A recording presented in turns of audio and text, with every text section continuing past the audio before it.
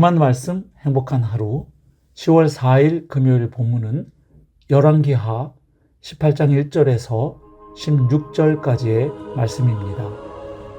이스라엘의 왕 엘라의 아들 호세아 제3년에 유다 왕 아하스의 아들 히스기야가 왕이 되니 그가 왕이 될 때 나이가 25세라. 예루살렘에서 29년간 다스리니라. 그의 어머니의 이름은 아비요 스가리아의 딸이더라. 히스기야가 그의 조상 다윗의 모든 행위와 같이 여호와께서 보시기에 정직하게 행하여 그가 여러 산당들을 제거하며 주상을 깨뜨리며 아세라 목상을 찍으며 모세가 만들었던 놋뱀을 이스라엘 자손이 이때까지 향하여 분향함으로 그것을 부수고 느후스단이라 일컬었더라. 히스기야가 이스라엘 하나님 여호와를 의지하였는데 그의 전후 유다 여러 왕 중에 그러한 자가 없었으니 곧 그가 여호와께 연합하여 그에게서 떠나지 아니하고 여호와께서 모세에게 명령하신 계명을 지켰더라. 여호와께서 그와 함께 하심에 그가 어디로 가든지 형통하였더라. 저가 아수르 왕을 배반하고 섬기지 아니하였고 그가 블레셋 사람들을 쳐서 가사와 그 사방에 이르고 망대에서부터 견고한 성까지 이르렀더라.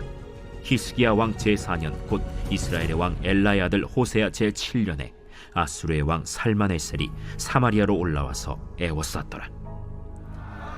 3년 후에 그 성읍이 함락되니 곧 히스기야 왕의 제6년이요 이스라엘 왕 호세아의 제9년에 사마리아가 함락되매 아수르 왕이 이스라엘을 사로잡아 아수르에 이르러 고산 강가에 있는 할라와 하볼과 메대 사람의 여러 성읍에 두었으니 이는 그들이 하나님 여호와의 말씀을 듣지 아니하고 그의 언약과 여호와의 종 모세가 명령한 모든 것을 따르지 아니하였음이더라.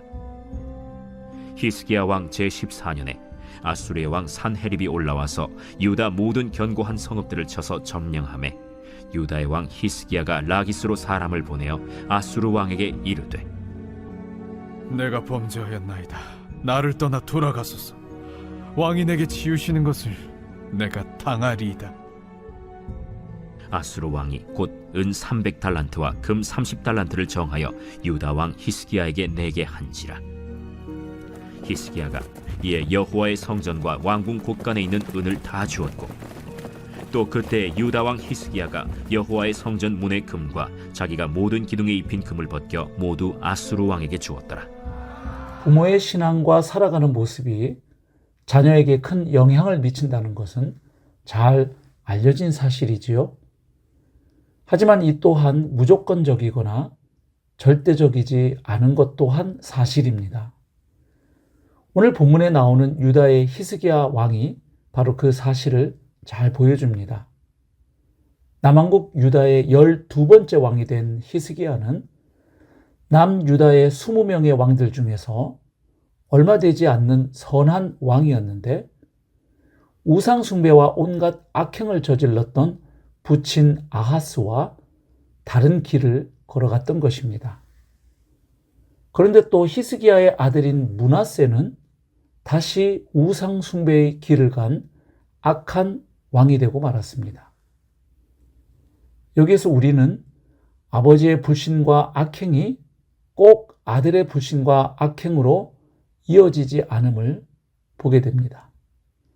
또한 아버지의 믿음과 선행이 반드시 아들의 믿음과 선행으로 이어지지는 않을 수 있다는 것을 보게 됩니다. 히스기야가 선한 왕으로 평가받았던 것은 한마디로 그가 다윗의 길을 따랐기 때문입니다. 즉 하나님을 향한 신뢰를 바탕으로 순종의 길을 걸어갔기 때문입니다. 특별히 히스기야는 산당들을 제거했고 주상과 아세라 목상을 깨뜨렸으며 또한 백성이 분향하던 모세의 놋뱀을 부서뜨려 제거했습니다. 한마디로 히스기야는 율법에 기록된 대로 우상을 부수며 철저하고 과감하게 종교 개혁을 단행했던 것입니다. 하나님은 그런 히스기야를 인정하시고 그와 함께 하시며 도와주셨습니다. 그 결과 유다는 아수르의 영향력에서 벗어나 속국의 지위를 벗고 또 블레셋 지역을 정복하게 되었습니다.